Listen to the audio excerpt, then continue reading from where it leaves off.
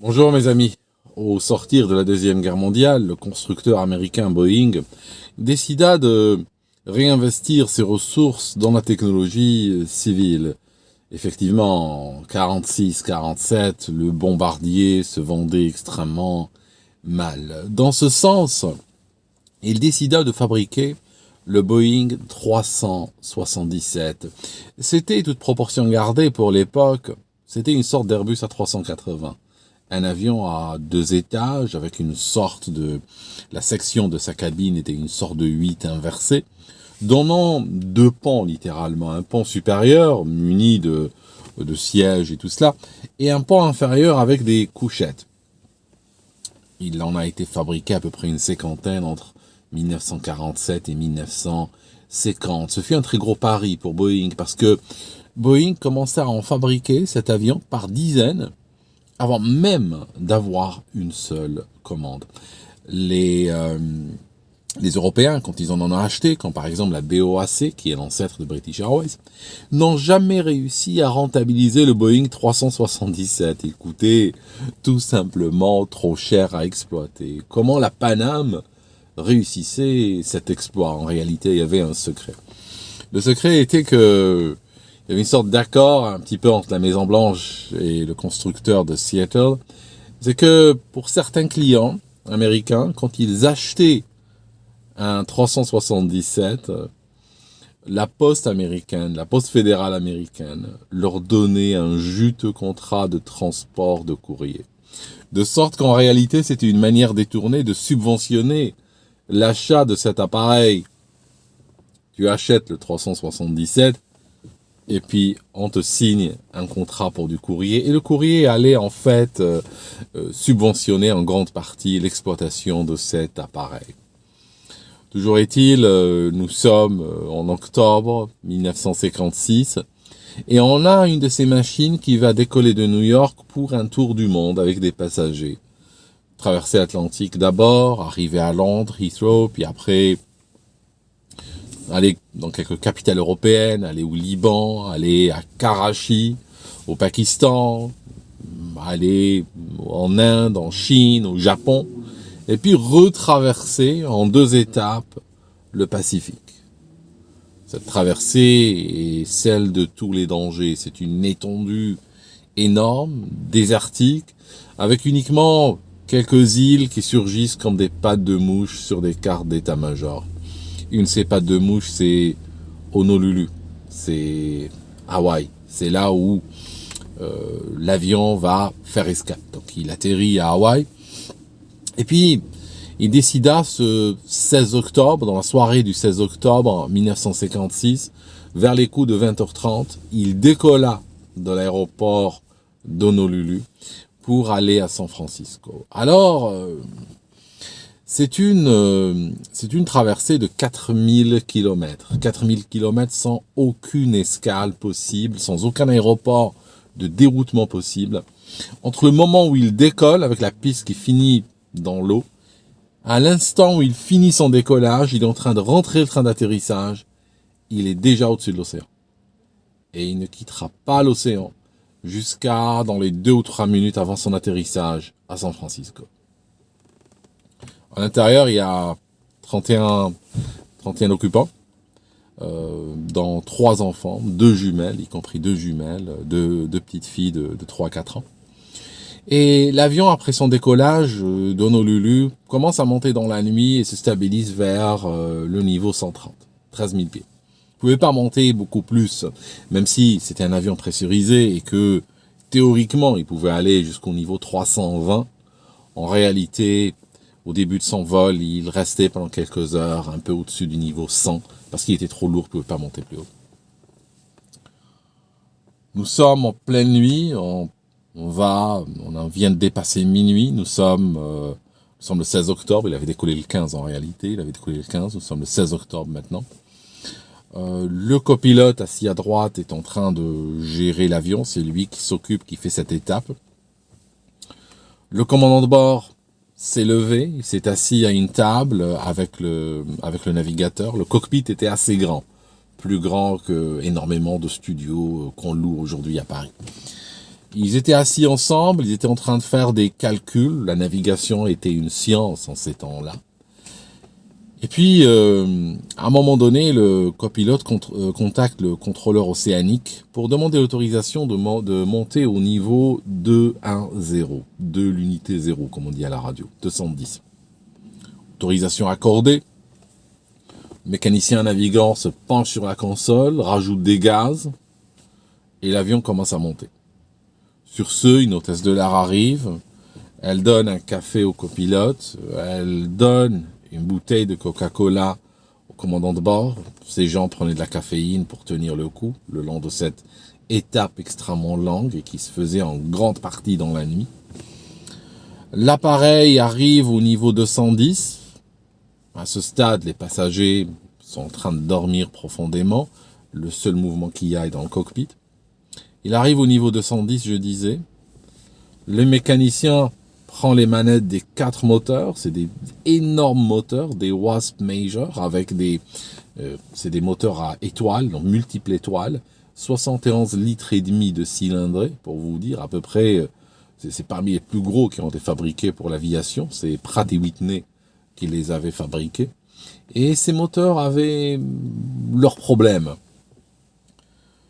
Le mécanicien réduit les manettes des gaz, parce qu'ils arrivent maintenant à l'altitude de croisière, donc il doit passer d'une poussée de montée à une poussée de croisière.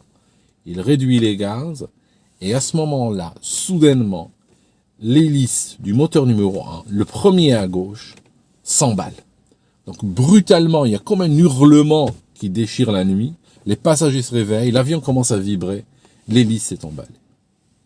Les tours, c'est une hélice à vitesse constante normalement, donc les tours doivent pas beaucoup bouger en croisière. L'hélice part de 2550 tours minute, elle part à 2900 et l'aiguille continue doucement à monter. Immédiatement, le copilote appuie sur un bouton pour mettre l'hélice en drapeau. Ça ne marche pas. Le mécanicien navigant réduit complètement les gaz, il réduit le mélange, il coupe le carburant, il coupe la circulation d'huile, coupe tout. Rien n'y fait. L'hélice est en train d'hurler dans la nuit et elle ralentit l'avion. L'avion commence à ralentir très brutalement. Le commandant de bord se lève et court, se met à son siège. La vitesse baisse et l'avion commence à descendre. Immédiatement, le copilote sort les volets parce qu'il sait que ce ralentissement est tel que, à un moment donné, il risque le décrochage. Donc il sort les volets et l'avion commence à plonger à peu près 1000 pieds par minute. 1000 pieds par minute, 150 nœuds, et il descend vers le noir de l'océan. Les passagers sont arrachés de leur sommeil, et immédiatement ils entendent « Attention, attention, on va tomber à l'eau, on risque de tomber à l'eau ». Les hôtesses de l'air commencent à courir un peu partout, distribuer des gilets de sauvetage, demander aux gens d'enlever tout ce qui est coupant, enlever tous les objets un petit peu dans la cabine qui sont pas arrimés, donc les mettre, ils les mettent dans le pan inférieur, ça s'affaire dans tous les sens, mais il n'y avait pas vraiment de panique, de sens de panique, mais il y avait un sens d'urgence extrêmement fort. Ils arrivent vers les 5000 pieds, bon an mal an, ils arrivent vers les 5000 pieds, et là, l'avion se stabilise un peu. Il y a une sorte d'équilibre qui va se faire avec les 3 moteurs poussant contre ce moteur emballé. Ils arrivent plus ou moins stabilisés à 5000 pieds. Le commandant de bord décide de gripper le moteur numéro 1. Alors, gripper le moteur, c'était couper les pompes qui amènent de l'huile, de lubrification vers le moteur. C'était les couper. Alors, le moteur, ce qu'il aurait dû faire normalement, c'était surchauffer très rapidement. Et puis, il a surchauffé, vu la dilatation des métaux et tout ça, fait qu'à un moment donné, il va se gripper, ça signifie qu'il va s'arrêter brutalement. Et avec un peu de chance, l'hélice s'arrête. S'il y a de la chance, l'hélice s'arrête. S'il n'y a pas de chance, l'hélice peut se casser complètement. Ça signifie s'arracher. Ces hélices, quand elles s'arrachent, vu qu'elles tournoient à une vitesse énorme, elles ne vont pas tomber verticalement comme un objet inerte, mais leur moment gyroscopique est tel que quand elles tombent, quand elles se cassent, elles ont tendance à partir latéralement en tournoyant, potentiellement taper sur l'hélice du moteur à côté, et si affinité, taper sur la carlingue, voire même couper l'avion en deux. Ils arrêtent l'huile, je disais, ils arrêtent l'huile, et pendant quelques secondes, le moteur semble tourner normalement, ça signifie emballer, il n'y a rien qui change. Et puis les tours baissent un petit peu, les tours baissent, et puis soudainement il y a une grosse explosion, et les tours remontent. Et cette fois-ci, l'aiguille de l'indicateur des tours va jusqu'au maximum et reste coincée au maximum. Elle n'arrive même pas à mesurer la vitesse réelle de cette hélice qui est emballée. Ce qui a dû se passer à ce stade, c'est que entre le moteur et l'hélice, il y a un réducteur. C'est une sorte de système qui ressemble à une boîte de vitesse. Et puis, c'est un réducteur de 0,375. C'est une manière de dire que le moteur tourne 3 fois plus vite que l'hélice. Le problème, c'est que, comme l'hélice était super emballée et traînait le moteur avec, une fois que le moteur a grippé, cette force a fait que, probablement, les moyeux à l'intérieur de cette sorte de boîte de vitesse se sont cassés, libérant ainsi donc l'hélice qui commence à tourner de plus en plus vite. Comme une mauvaise nouvelle n'arrive jamais toute seule, l'équipage réalisa soudainement que le moteur numéro 4, donc le premier moteur à droite cette fois-ci, commençait à donner des signes de faiblesse. Ça veut dire qu'à toute chose égale, à manette égale, ses tours commençaient à fluctuer, à baisser, et même sa consommation de carburant commençait doucement à baisser.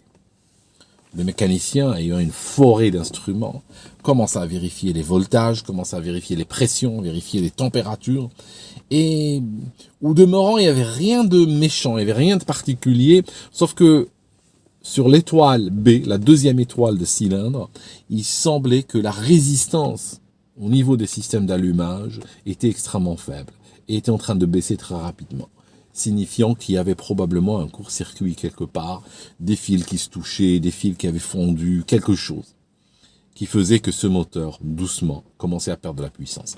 Donc ils ont rajouté de la puissance sur le moteur numéro 4, mais ils savaient que tôt ou tard, ce moteur allait les lâcher. Le moteur numéro 4 dura 45 minutes. Au bout de 45 minutes, il rendit l'âme. Au moment où il rendit l'âme, il était 1h15 et ils étaient au beau milieu du Pacifique Nord. Il faut savoir une chose, quand ce problème a commencé avec le moteur numéro 1, il a été sur le point d'arriver à ce qu'on appelle le point équitant. Le point équitant, c'est appelé parfois le point non-retour. C'est un point calculé en navigation, tenant compte du vent, qui fait que à ce point-là, il faut le même temps pour faire demi-tour et revenir vers l'aéroport de départ que de continuer sur l'aéroport de destination. On l'appelle aussi le point non-retour. Ça veut dire que avant ce point, s'il y a un problème, il faut faire demi-tour. Après ce point, c'est plus rapide de continuer s'il y a un problème. Il y a aussi un autre corollaire, c'est que ce point-là, c'est le pire endroit pour avoir des problèmes, parce que c'est là où l'avion est le plus éloigné possible de sa destination et de l'aéroport qu'il a quitté, l'aéroport qui était son origine. C'est exactement là où le moteur numéro 1 avait décidé de tomber en panne.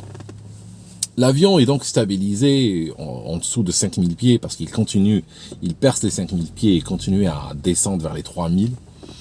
Et là, ils réussissent, avec une puissance excessive mise sur les moteurs 2 et 3, ils réussissent à arrêter la chute. Le moteur numéro 1 est toujours emballé, enfin le moteur est grippé, mais l'hélice emballée, elle hurle dans la nuit. Moteur 2 et 3 à fond, et le moteur numéro 4 arrêté avec l'hélice en drapeau. Heureusement que l'hélice a accepté d'aller en drapeau, autrement ça aurait été la chute immédiate. Là, il faut refaire des maths, il faut refaire des calculs. Le navigateur et le commandant de bord et le mécanicien commencent à regarder d'un côté leur position, combien de carburant il leur reste, c'est quoi leur consommation, c'est quoi leur vitesse, c'est quoi le vent, beaucoup d'abac, beaucoup de calculs, et ils sortent avec la conclusion suivante. La distance de 4000 km entre Honolulu et San Francisco, Cette distance-là, ils avaient à peu près 9 heures pour la parcourir. C'était un vol de 9 heures. 9 heures de vol. Ils avaient pris 12 heures de carburant. Mais maintenant que leur vitesse avait chuté considérablement et que les deux moteurs étaient dans un régime non optimal du tout, ils n'avaient plus assez de carburant pour atteindre San Francisco. Ils n'avaient plus assez de carburant pour revenir vers Hawaï. Il était clair qu'à ce stade que ce vol allait trouver sa conclusion dans le Pacifique Nord. Les deux aéroports auxquels ils pensaient étaient des aéroports trop loin. Entre les deux, il n'y avait aucune terre, aucune patte de mouche dans les cartes, aucun terrain, aucune île déserte, rien du tout. Il n'y avait que le Pacifique. Et leur calcul leur disait, vous allez tomber dans le Pacifique. À ce stade, ils ont commencé à faire des appels à la radio. Et un des navires qui a répondu, c'était la station Novembre.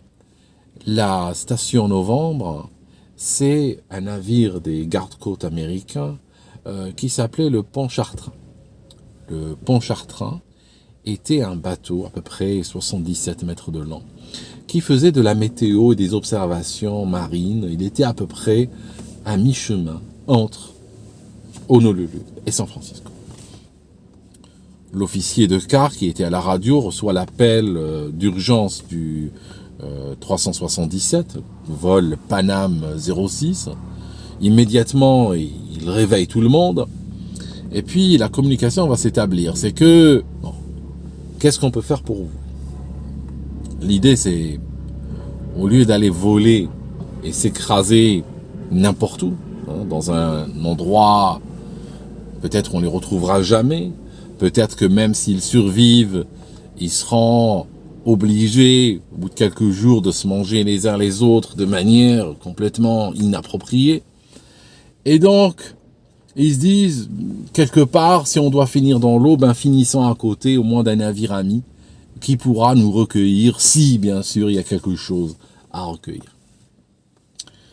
À ce moment-là, les gars du Pontchartrain, immédiatement, commencent à jeter des lumières flottantes dans l'eau pour que l'équipage puisse voir l'eau. Parce que, quand ils sont au-dessus du Pacifique, et c'est la nuit noire, l'eau ne se voit pas du tout. Hein, ils voient juste une étendue noire en dessous d'eux. Et amérir sur une étendue noire, un amérissage, c'est très risqué, ça a un côté aléatoire, ça exige beaucoup de précision. Alors, si on doit amérir sans même voir l'eau, c'est du pur suicide. Donc, les officiers et les hommes du Pontchartrain commencent à jeter partout dans l'eau des flotteurs avec des lumières qui flashent. En même temps, dès que l'avion s'approche d'eux, il lui donne le relèvement, le radio lui donne, à la Gonio, il lui donne le relèvement, le 256, comme ça il peut les retrouver. Et il commence à lancer depuis le pont des mortiers lumineux. Il commence à tirer des sortes de petites fusées qui montent très haut dans le ciel et qui tombent lentement en illuminant à des kilomètres à la ronde. L'équipage les voit, ça lui permet d'aller plus facilement vers le navire. Ceux qui les voient aussi sont les passagers qui ne croyaient presque pas quand le pilote leur disait oui, on a un bateau ami qui va nous aider. Alors voyant les lumières flottant dans l'eau, voyant ces mortiers, quelque part ça les a rassurés. Ils étaient tous harnachés dans leur gilet de sauvetage, assis dans leur siège et attendant de toucher l'eau d'un moment à l'autre. Depuis le Pontchartrain, le radio commence à communiquer des informations sur l'état de l'eau et l'état de la météo à l'équipage. Il leur donne le QNH, pression au niveau de la mer. C'était 1025 QNH. Température de l'eau, 23 degrés, ce qui est une bonne nouvelle. À toutes choses égales, vaut mieux tomber dans une eau à 23 degrés qu'une eau à 2 degrés, hein, façon Titanic, n'est-ce pas? Donc, il leur donne cette information. Il leur donne aussi la houle. Ils avaient observé deux houles, deux ondes quelque part qui se mélangeaient. Une houle dite principale, orientée au 0,80, hauteur des crêtes 3 à 4 pieds, vitesse de défilement 23 nœuds. Et puis, elle avait une distance entre les crêtes, hein, une amplitude, une distance entre les crêtes, c'était pas vraiment une amplitude, mais une longueur d'onde, qui était de 500 pieds. À celle-ci se mélangeait une houle qu'ils appelaient houle secondaire. La houle secondaire était orientée au 130, l'unité 3,0. Elle avait une hauteur de 2 à 3 pieds, défilée à 13 nœuds, et la distance entre les crêtes était de 75 pieds. Donc ils avaient une observation extrêmement précise qui leur a dit que l'amérissage dans ces conditions-là n'était autre chose que du suicide. Donc l'équipage survola à peu près à 1h30 du matin, survola le Pontchartrain, et puis il décida, le commandant de bord, après discussion avec le commandant du navire des gardes-côtes, décida que la meilleure chose à faire, vu qu'il pouvait encore tenir en l'air, était d'attendre le lever du jour. Donc ils commencèrent à tourner, à faire des grands cercles, à faire une sorte d'hippodrome au-dessus du navire.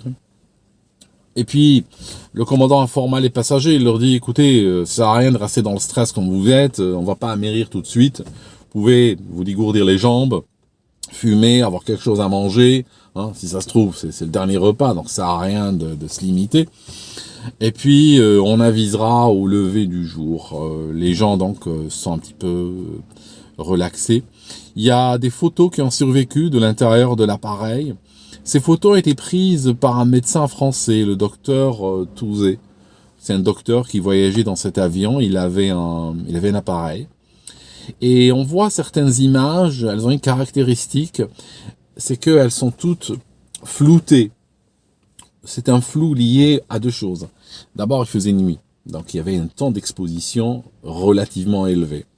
Et aussi, l'avion vibrait. Rappelez-vous, les moteurs à fond, l'hélice, hein, l'hélice du moteur numéro 1, c'est une hélice, l'hélice, la Milton standard hydromatique, le modèle 24260, elle fait, juste pour votre information, elle fait 5,18 m de rayon, presque 5,20 m. Elle est énorme. Et quand elle est emballée, elle fait vibrer l'avion dans tous les sens. Donc ces vibrations continues vont gâcher un petit peu les prises de vue qui auront par moment cette ambiance qu'on retrouve dans le cri, le tableau de Munch. On va retrouver un petit peu cette ambiance angoissante qui ressort par ces images floutées. Il y a aussi un photographe sur le pont du Pontchartrain qui va également prendre des photos et filmer. C'est pour ça que ce que je vous raconte aujourd'hui est extrêmement bien documenté pour l'époque. Le commandant de bord va annoncer aux passagers qu'il va leur donner 10 minutes, qu'il les avertira 10 minutes avant l'impact. Il leur dira, je vous dirai 10 minutes avant, je vous donnerai un deuxième top 1 minute avant, et au moment de l'impact, je vous dirai décédé. Je vous dirai c'est bon, c'est maintenant. C'était aussi une discussion qu'il avait eue avec le Pontchartrain, où le commandant lui a dit, écoutez, je vais demander à mes hommes de se relaxer aussi, vous me donnez 10 minutes. 10 minutes avant d'amérir, vous gueulez un bon coup à la radio, vous nous dites 10 minutes, et à partir de là, nous, on se met en préparation maximale. L'avion va tourner toute la nuit, il va tourner pendant 5 heures. Pendant 5 heures d'angoisse, les passagers sont là et prennent des cafés après café. Ils arriment les enfants comme ils peuvent, ils leur passent des gilets comme ils peuvent. Et ils attendent, et ils voient régulièrement, sous l'aile gauche, ils voient régulièrement passer le Pontchartrain, puis ils le voient disparaître, puis ils le voient revenir. L'équipage essayait de rester à quelques kilomètres autour de cet appareil, de sorte que si jamais il y a le moindre problème, ils pourront très rapidement aller dans l'eau et puis être récupérés si possible. Il était un petit peu après 6 heures du matin, le soleil s'était levé, commençait à faire jour.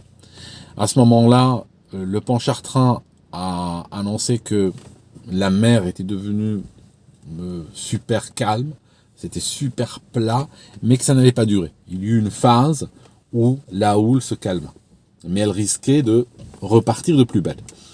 À ce moment-là, c'était la fenêtre d'attaque, c'était la fenêtre où il fallait frapper, c'était là, maintenant ou jamais. Le top des 10 minutes fut donné. Les passagers se réattachèrent, les gens sur le pont Chartrain étaient prêts, et ils ont commencé même à utiliser de l'extincteur. Ils ont pris toute leur citerne de produits extincteurs, et ils ont commencé à les déverser dans l'océan pour créer une forme de piste artificielle, une forme de piste sur 2000 mètres, avec 30 mètres de large, matérialisée par de la mousse. Donc on a des conditions super optimales. La raison aussi, c'est pour éviter l'incendie, parce qu'il y avait toujours une crainte d'incendie. Le carburant flotte et il peut prendre feu. Et s'il prend feu, ça peut très rapidement dégénérer. Ça veut dire que les gens peuvent se retrouver dans l'eau, mais en même temps entourés de flammes. Ça s'est vu dans d'autres situations. Donc c'est vrai qu'il y avait cette inquiétude. Néanmoins, elle était minorée par le fait que les réservoirs se vidaient. Ça veut dire que l'avion avait une meilleure flottabilité, était plus léger, avait moins d'énergie, et que l'un dans l'autre, ils avaient des chances raisonnables de s'en sortir. Le top des 10 minutes fut donné, puis un peu plus tard celui de 1 minute, et là c'est clair que l'avion descendait vers l'eau. Il fallait atterrir. L'appareil s'approche de l'eau, les pilotes font de leur mieux pour le garder, pour le contrôler. Ils commencent à voler au ras de l'eau, à la recherche de l'endroit où il faut réduire les gaz et toucher. Ils avaient encore les gaz, hein. C'est un peu plus facile de faire cela que, par exemple, le Twin Inter en Second 3 ou bien l'US Airways, qui eux n'avaient pas de moteur. C'est-à-dire qu'avec des moteurs, il est possible de faire flotter l'avion même sur une bonne distance et gérer le toucher. Alors que s'il n'y a pas de moteur, l'avion va toucher là où il touche, hein, c'est tout. Il n'y a pas, si le pilote se dit cet endroit est peut-être un peu, il y a une houle et si je peux juste la passer et atterrir plus loin, c'est possible à faire avec des moteurs. Mais quand il n'y a pas de moteur, le pilote est soumis aux éléments. Autre chose qui avait été faite, il avait été demandé aux passagers de s'éloigner de la zone qui se trouve au niveau de l'empennage, de la queue de l'avion. Ils ont demandé à ceux qui étaient assis là de quitter cet endroit et s'asseoir au niveau de l'emplanture des ailes, au milieu de l'avion. Parce que il a été théorisé par le commandant de bord que à l'impact, vu qu'il allait toucher à 5 degrés en cabré, qu'à l'impact, il était fort possible que cette partie-là se cassât. Et puis, il fallait qu'il n'y ait personne dedans. L'avion arrive, touche l'eau. La queue de l'avion se casse effectivement. Elle se casse. Et à ce moment-là, l'appareil fait une sorte d'abatté brutal. Le cockpit passe sous l'eau. Les pilotes voient soudainement, dans leurs nombreux hublots, voient soudainement les hublots se couvrir d'eau, façon un petit peu 20 milieux sous les mers, façon sous-marin du capitaine Nemo. Et puis, de fortes secousses, l'appareil soulève des gerbes d'eau depuis le pont Chartrain. Dans la vidéo qui a été prise, on voit des gerbes d'eau immenses. On a l'impression que l'avion est descendu sous l'eau.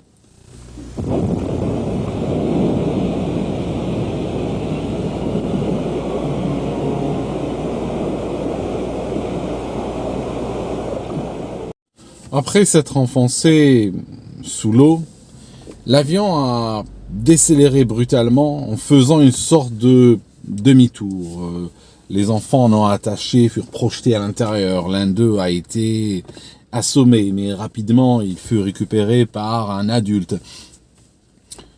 Dès que l'avion s'immobilisa, le pont Chartrain mit les gaz à fond pour foncer sur donc le lieu du crash. Sur ce, les gens qui avaient été assignés à des portes ont commencé à les ouvrir, jetant des radeaux à l'extérieur et les gonflant. Un des radeaux resta partiellement coincé. Il a fallu donner pas mal de coups de pied pour le sortir parce qu'il était encore partiellement à l'intérieur quand ils ont commencé à le gonfler. Il a failli bloquer une porte. Un autre se gonfla partiellement. Les gens qui étaient dedans se retrouvèrent dans l'eau parfois jusqu'aux épaules. Ils étaient juste sur un radeau virtuel. Ils savaient qu'il était là sous leurs pieds, mais ils s'enfonçaient sans arrêt. Les gens couraient dans tous les sens, ils sortaient sur les ailes, certains sautaient à l'eau. Pendant ce temps, le pont Chartrain mettait des chaloupes à l'eau avec des moteurs, et puis les gens des gardes-côtes, les gardes-côtes arrivaient très rapidement au niveau donc de l'avion et commencèrent à ramasser les gens. Les gens furent donc ramassés sur les chaloupes. L'avion prenait l'eau très vite et doucement il commençait un petit peu à s'enfoncer sous l'eau façon Titanic en se cabrant. Et à un moment donné, il y a un des gardes-côtes qui va faire un truc extraordinaire. Il va sauter de la sécurité de sa chaloupe. Il va rentrer dans l'avion. Il va disparaître à l'intérieur. Il va traverser la cabine de part en part. Il va aller jusqu'au cockpit qui était sous l'eau. Il va regarder partout. Et puis il va ressortir pour s'assurer qu'il n'y avait personne dans l'avion. Sur ce, le Boeing 377 coula et disparut sous les flots où il gît quelque part dans l'Atlantique, dans le Pacifique Nord plutôt, jusqu'à nos jours. Sur les 31 personnes qui étaient dans l'avion, il y eut 31 personnes sauvées. Pas un seul mort, pas un seul blessé sérieux. Les gens furent transportés par le clipper des gardes-côtes vers leur destination. Ils arrivèrent avec quelques jours de retard et bien sûr sans les bagages. Il faut aussi donner un autre détail, c'est que il y avait dans les soutes, j'ai dit qu'il n'y a pas eu de perte du tout de vie. Il y en a eu quand même un petit peu. C'est-à-dire que dans les soutes de l'appareil, il y avait, dans le pan inférieur, il y avait 2 chiens qui étaient transportés, 2 chiens qui étaient dans des cages. Il y avait aussi d'autres cages, des dizaines de cages de canaris vivants. C'était 3300 canaris. Ces animaux n'ont pas pu être sauvés. Ils se sont malheureusement noyés avec l'avion quand il est parti vers le fond. Je disais, le 377 a fait parler de lui un peu plus tard. L'année d'après, il y en a un qui est tombé à l'eau encore dans des circonstances un peu mystérieuses et puis causant cette fois-ci quand même beaucoup plus de dégâts humains. Et l'appareil n'eut pas une très grande carrière. Il vola jusqu'à la fin des années 50, début des années 60, et puis il disparut progressivement quand il commença à être remplacé par des avions à réaction qui étaient beaucoup plus appropriés pour du long courrier que des avions à hélice avec des moteurs à piston. Voilà mes amis, merci d'avoir écouté cette histoire. C'était le Pan Am 06, vol autour du monde, qui se cracha dans le Pacifique Nord, dans le matin au lever du soleil du 16 octobre 1956. Merci, puis à la prochaine vidéo.